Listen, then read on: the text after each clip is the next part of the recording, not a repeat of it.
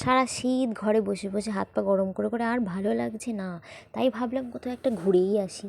শেষমেশ ভাবলাম যে তাহলে হাওড়া স্টেশন থেকেই ঘুরে আসি। তাই এই পুচকিগুলোকে নিয়ে বেরিয়ে পড়লাম আমরা তিনজনে হাওড়া স্টেশন ঘুরতে। দুদিকে এই যে সুন্দর সুন্দর ভাঙা ভাঙা ট্রেনগুলো দেখছো তোমরা, এইগুলোই দেখে মন ভরাচ্ছিলাম। কিছু করার নেই, ঘরে বসে থাকার থেকে এই অনেক। আর এই পুচকিগুলো এত ছবি তুলছে, ছোটোরা তো একদম ছবি তুলতে চায় না, বড়রা খুব পছন্দ, খুব ইচ্ছে ছবি তোলার।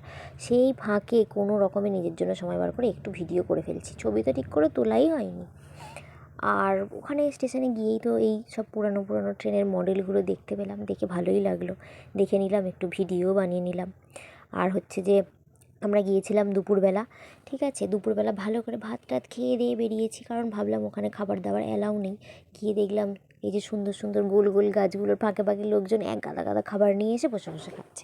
ওসব দেখে তো আমাদের মন খারাপ হয়ে যাচ্ছে, এবার কী করবো আমরা। তাই একটুখানি সামনে এগিয়ে গেলাম, দেখলাম হাওড়া স্টেশন দূর থেকে। আর তারই পাশে হচ্ছে যে বাচ্চাদের এইরকম ছোটো ছোটো রাইডসগুলো আছে, যাতে বাচ্চারা একটু মজা করতে পারে। আর এখানে আরও অনেক কিছু আছে দেখার, যেমন এই বিদ্যুৎ মহল আছে, তারপরে আশেপাশে অনেক ছোটো ছোটো করে এরকম ছোটো ছোটো লাইন করে আধা আধো কিছু ট্রেন এগুলো এখানে দেওয়া আছে দেখার জন্যে। ব্যাস, তারপরেই হঠাৎ করে চোখে পড়লো যে এখানে কি একটা পাকিস্তান পাকিস্তান লেখা আছে।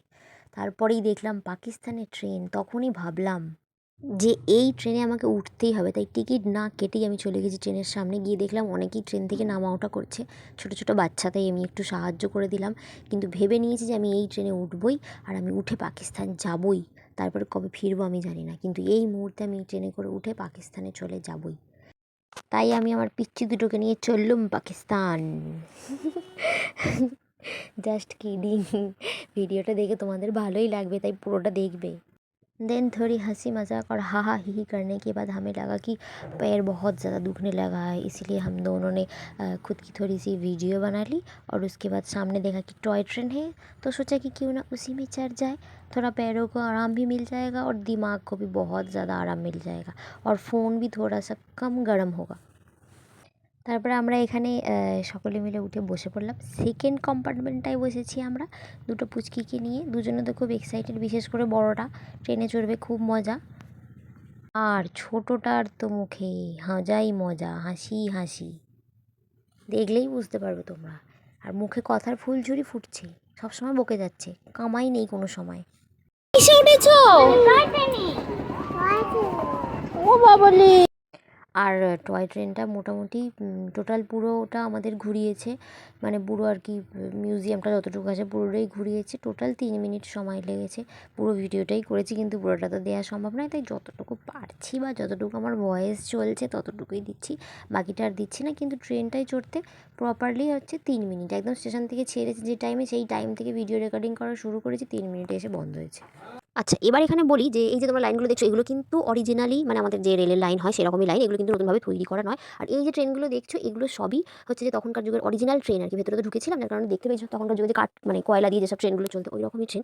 কিন্তু আমি জানতে চাইছিলাম যে অ্যাকচুয়ালি যে ট্রেনগুলো কবে এসেছে, কিন্তু ওখানে আমি ভেবেছিলাম 71 সালে যুদ্ধ মানে দেশ ভাগের সময় হয়তো ও সব ট্রেন মানে পাকিস্তান থেকে এখানে চলে এসে, কিন্তু এমনটা কিন্তু নয়। পরে আমি জানতে পারলাম যে সমস্ত ট্রেন যে ওখান থেকে সরাসরি চলে এসেছে কোন তারিখে, সেসব ডেট কমপ্লিটলি বলা সম্ভব নয়।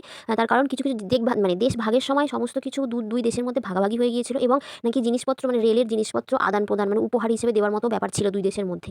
যার কারণে মানে সব কিছুই যে এসেছে তা নয়, মানে এই দেশ ভাগের সময় চলে এসেছে, যুদ্ধের সময় চলে এসেছে, তো সেটা কিন্তু নয়। তারপর আমাদের খিদে পেয়ে গিয়েছিল বলে আমরা ওখানেই ফুড কোর্টে চলে গিয়েছিলাম কিছু খাবার খাওয়ার জন্য। একটা পিৎজা খেয়েছিলাম ওখান থেকে, আর কিছুই নয়। আর এই পুচকেগুলোর সাথে আর পারা যায়, মানে নিজেরা একটুও ক্লান্ত হচ্ছে না, আর আমাদেরকে ছুটিয়ে ছুটিয়ে একদম নাজেহাল করে দিচ্ছে। আর শুধু ছবি তুলছে, শুধু ভিডিও করছে, স্টাইল দিচ্ছে, শুধু এই করে যাচ্ছে, মানে আমি পাগল হয়ে যাচ্ছি। তারপরে একটু এদিক ওদিক সিনারি দেখতে দেখতে ভালো লাগলো, দেখতে দেখতে আর কি চলে গেলাম একটা সুইমিং পুলের সামনে, মানে জল ছাড়া সুইমিং পুল আর কি। জল নেই ওর মধ্যেই, দেখলাম জল তো নেই, বাচ্চারাই ওর মধ্যে ঢুকে খেলাধুলা করছে, আমাদেরগুলোও গিয়েছিল, টেনে তুলে নিয়ে এসেছি।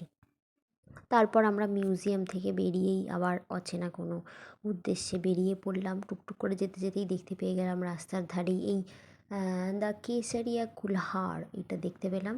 আর এদের দুজনের তো সোহাগার শেষ হয় না, কি আর বলবো। সিঙ্গাড়া, চিজ সিঙ্গাড়া, এটা চিজ সিঙ্গাড়া আছে, চাটনি সমেত।